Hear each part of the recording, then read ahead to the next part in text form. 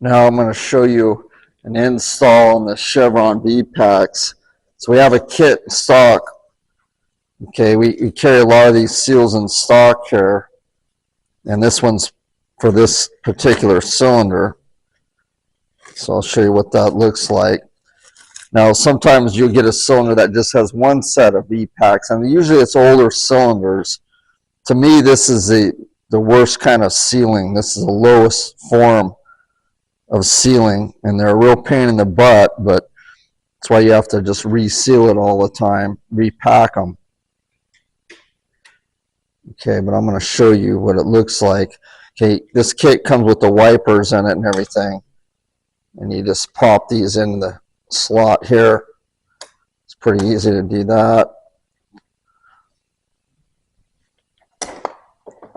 Okay, and then I'll just show you one set. So what this looks like. So you have a top cap, which is hard plastic. Then you got some kind of urethane type seal here. Then it staggers, and it's got a fabric, and then urethane, then a fabric. It's got another fabric, and then it's got a bottom hard cap. Okay, and these go one way because you want the V's. The oil comes this way against the V's, and that's what seals it. When you smash this down, when you pack these in, it forces the edges out to the wall and on the rod. Okay, and then after a while, after they're used a lot, they start getting loose in there and worn out, and that's why you have to repack them, so you can kind of see. But what I do, I've seen guys, they try to seal them in one at a time and all that. I got a different way to do it. Okay, I lube this up real good with some grease. Okay, all the way around. I'm not saying you have to do it this way. This is one way of doing it. You could pack them individually if you want, but I don't like that because they always seem to get rolled. I'm going to show you the way I do it. You can do it the way you want to do it, what works for you. But you want to make sure you get it the right direction. You want the V-Packs going in because the oil comes this way. Okay, so we're going to set this on here, this stack on the first stage. Okay, I'm going to get me a little mallet here. Let me get a mallet or a rubber mallet. You don't want to bang on it with a hard hammer.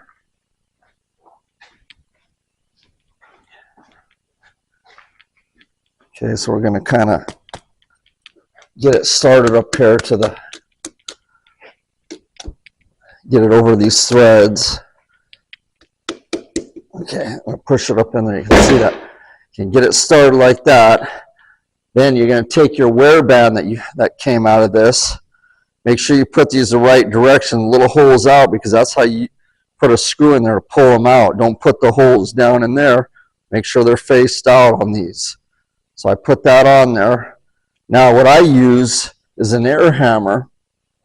I have this one that has a piece of aluminum on it. And so you don't hit the rod with it. We're going to put this on here. And then you're not going to full on hammer it. You're going to just kind of hit it, work it in. You don't want to go that hard, just easy. That's where the grease comes in.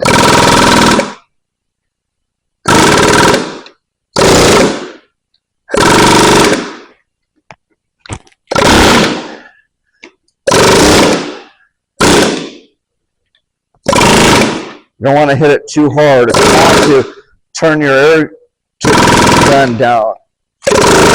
Now, make sure you try to seat it.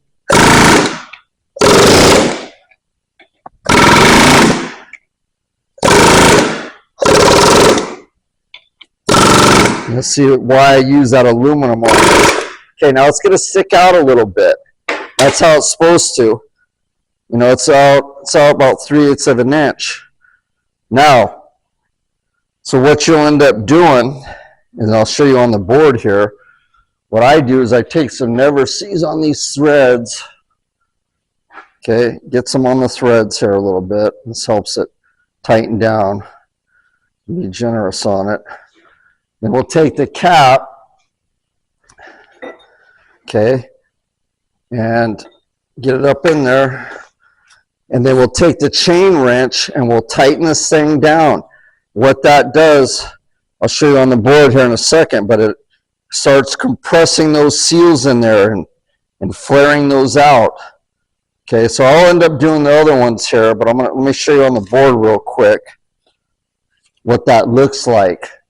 You use a chain wrench. See the chain wrench I have here. Okay, this is a Blue Point chain wrench and it has an extended chain on it. We have several of those around here. That's a tool we use a lot. You'll tighten that up and you really crimp it down to set those seals in there. But let me show you on the board here what these seals, how it works. Let's see here. Okay, so I got a little drawing here. So when I screw that cap down, what it does, it starts pressing these B's down and it starts flaring against the wall. Okay, so your rod, say your rod's here. Okay, this is your rod, and this is the inside wall here. So when I screw this cap on, it starts compressing these and it starts forcing these edges out. Okay, now you can over tighten them. You want to be careful. This is the hard one down here on the bottom. Okay, you want to be careful because you can actually over tighten these seals, and that fabric will if you do it too tight, it'll start, then it won't lubricate. These seals are designed to give a controlled leakage. Okay, if you tighten it too much, then it keeps the rod dry, and then pretty soon you start getting scarring on this rod because you've over tightened it. And one little thing is, say this thing's on there for 6 months, okay, and it's seeping a little too much is coming out of the cylinder. The mechanic could go over there, undo the set screw in the cap, and then give a few more turns on it and compress them, and you may get a little more life out of it. But the bad thing about these Chevron V-Packs is you have to reseal them. It's constant maintenance. Okay, we do lots of these just for that. And they work good, and when you got fresh seals in them, but it's just the way it is, and you need to repack them. So keep a few seal kits. If you need help getting the seals and stuff, you can contact us. We can match them up, or we can get kits for you. Just depends what you have. All right, stand by.